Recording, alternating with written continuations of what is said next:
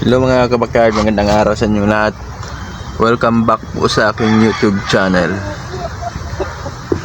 For today's video mga kabakard ay mag-update po tayo sa naglilimlim na manok. Yan po. At kung ano po yung mga diskarte ko sa sa paglimlim nila. Pero bago ang lahat backyard, nais ko munang magpasalamat sa aking mga subscribers, sa aking silent viewers. Maraming salamat po sa inyo.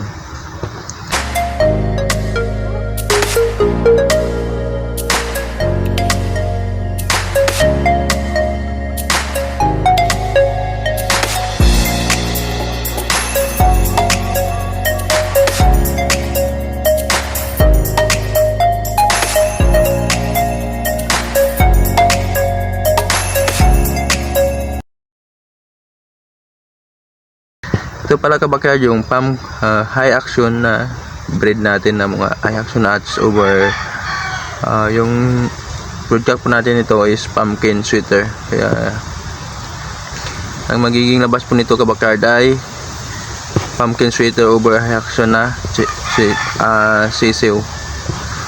May 10 itlog po ito kabakard na itlog at naglimlim na po ito. Ang diskarte ko pa kabakard sa naglilimlim ng manok ay nagbibigay ako ng naglalagay ako ng patubig dito kabakard sa sa ibaba nito kabakard. Naglalagay ako ng patubig at inaabangan ko palagi yung manok na bumaba sa kanyang pugad para kainin. Kasi ang tubig kabakard, kapag naglilimlim ng ating manok ay medyo uhaw yun. At pagbaba niya, hanap agad yan ng tubig. Kaya naglagay tayo ng tubig para sakaling bumaba siya kabakard, yan po, ay makakainom siya ng tubig. At nagbibigay na tayo ng pagkain para hindi siya magutom kabakard. At maganda yung pagpisa niya ng kanyang mga sisiw. Malakas siya kabakard. May resistensya po siya kabakard na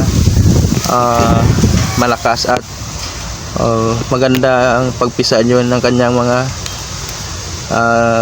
pagpa-incubate niya ng kanyang itlog. Yan po kabakard. Yan po yung diskarte ko kabakard sa naglimlim na manok. Yan po.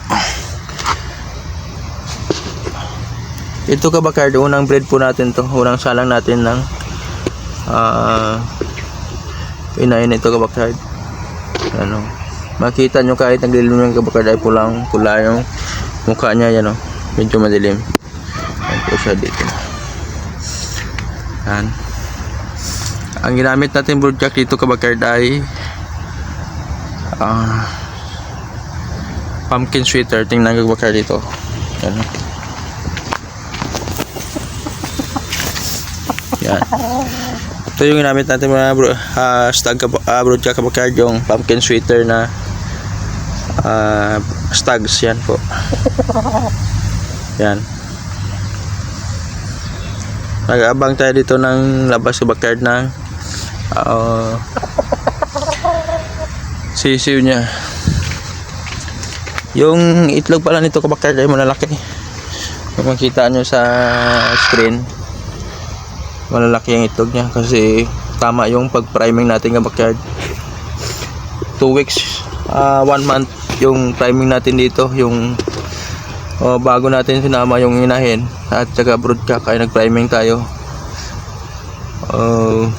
Hinintay talaga natin na maging fertile yung isang inahin. Yung paghawak mo pa lang ay kusa na itong dumadapa kabakard.